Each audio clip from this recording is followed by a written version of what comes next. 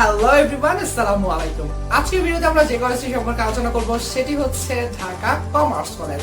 সেরা 10টি কলেজের মধ্যে অন্যতম একটি কলেজ হচ্ছে ঢাকা কমার্স কলেজ। তো অনেকে ভর্তি হওয়ার জন্য ইচ্ছা পোষণ করে থাকে, তো তাদের জন্য ভর্তি হওয়ার জন্য কি পরিমাণ আসন রয়েছে, যোগ্যতা প্রয়োজন, ভর্তি এবং মাসিক খরচের ধারণা, হোস্টেল ট্রান্সপোর্টের সুবিধা সহ ইত্যাদি তথ্য আজকে তুলে ধরবো, যাতে করে তাদের একটু সুবিধা হয়। আমরা যা যা জানবো সেটি হচ্ছে আবেদনের ন্যূনতম যোগ্যতা, আসন সংখ্যা, ক্লাস টাইমিং, ভর্তি ও মাসিক খরচের ধারণা, কত পেলে চান্স এবং হোস্টেল ও ট্রান্সপোর্ট সুবিধা সহ ইত্যাদি। এবার আসি রিকোয়ারমেন্টস, অর্থাৎ কি পরিমাণ যোগ্যতা প্রয়োজন। সায়েন্সের ক্ষেত্রে ইংলিশ এবং বাংলা সহ 4.00 লাগবে। আর যদি বিজনেসে পড়তে চাই সে, তাহলে লাগবে হচ্ছে ইংলিশ এবং বাংলায় তো A+, ইংলিশ এবং বাংলায় 3.50 থাকতে হবে। বিজনেস এর ক্ষেত্রে লাগবে 3.50 both English and Bangla also. এবার আসি পরবর্তীতে সিটের মধ্যে রয়েছে সায়েন্সের ক্ষেত্রে বাংলা মিডিয়ামে 1100টি এবং ইংলিশ মিডিয়ামের ক্ষেত্রে 2900টি সিট। বিজনেস এর ক্ষেত্রে রয়েছে বাংলা মিডিয়ামে 600, ইংলিশ মিডিয়ামে 600 সিট। পরবর্তীতে যেটি আনবো সেটি হচ্ছে ক্লাস টাইমিং, প্রভাতী এবং দিবা, অর্থাৎ ডে শিফট, মর্নিং শিফট দুটি রয়েছে। বাণিজ্য বিজ্ঞান বাংলা, বাণিজ্য বাংলা, বাণিজ্য ইংরেজি এবং বিজ্ঞান ইংরেজি প্রত্যেকেরই এখানে রয়েছে হচ্ছে 8টা থেকে 1টা। আর যদি দিবার জন্য যায় সেখানে রয়েছে বিজ্ঞান বাংলা, বাণিজ্য বাংলা, বাণিজ্য ইংরেজি, বিজ্ঞান ইংরেজি, অর্থাৎ প্রত্যেকেরই 2 শিফটের ব্যবস্থা রয়েছে। তো যে যেখানে চাই ইচ্ছা হলে ভর্তি হতে পারে। পরবর্তী রয়েছে ভর্তি খরচ। ভর্তি খরচের জন্য ভর্তি ফি হয়ে থাকে 2400 টাকা। টিউশন ফি মাসিক 2400 করে, 2400 টাকা হারের এক মাস হচ্ছে 2400 করে লাগবে টিউশন ফি। কলেজ উন্নয়ন ফি 3000 টাকা। সাহিত্য সংস্কৃতি ফি 320 টাকা।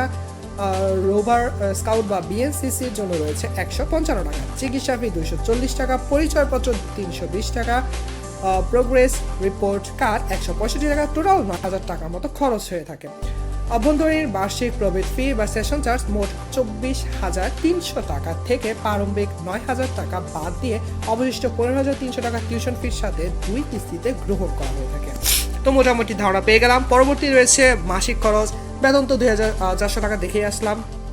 এবার আসি হচ্ছে ব্যবহারিক ফি। ব্যবহারিক বিষয় হচ্ছে পরিসংখ্যান, ভূগোল, অর্থাৎ চতুর্থ বিষয়ের ক্ষেত্রে 500 টাকা লাগে। আইসিটি বাধ্যতামূলক, এটা প্রত্যেকেরই লাগে, সেটি হচ্ছে 1500 টাকা করে।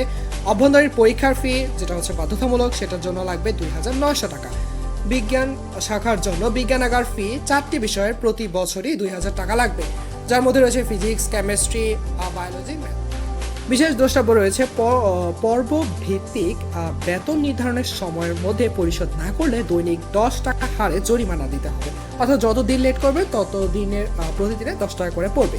সর্বশেষ নির্ধারিত তারিখের মধ্যে বেতন না দিলে নাম কাটা যাবে এবং পুনর্ভর্তি হতে হবে।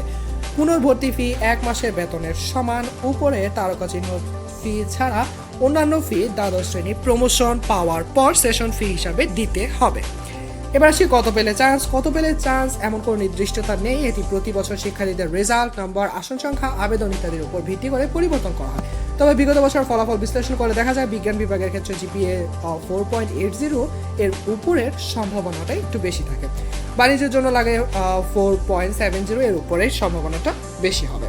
এবার আসি হোস্টেল সুবিধা। শুধুমাত্র মেয়েদের জন্য হোস্টেল সুবিধা রয়েছে। হোস্টেলের মাসিক খরচ প্রায় 7000 থেকে 7500 টাকার মতো। কলেজের নিজস্ব কোনো ট্রান্সপোর্ট ব্যবস্থা নেই। আমরা ভিডিওর মাধ্যমে জেনে নিলাম বিভিন্ন গুরুত্বপূর্ণ তথ্য। সো লাইক, কমেন্ট, শেয়ার করতে ভুলে যাও না। ভিডিও যদি ভালো লাগে বন্ধুদের সাথে অবশ্যই শেয়ার করো, আর সাবস্ক্রাইব বাটনে ক্লিক করতে ভুলে যাবে না।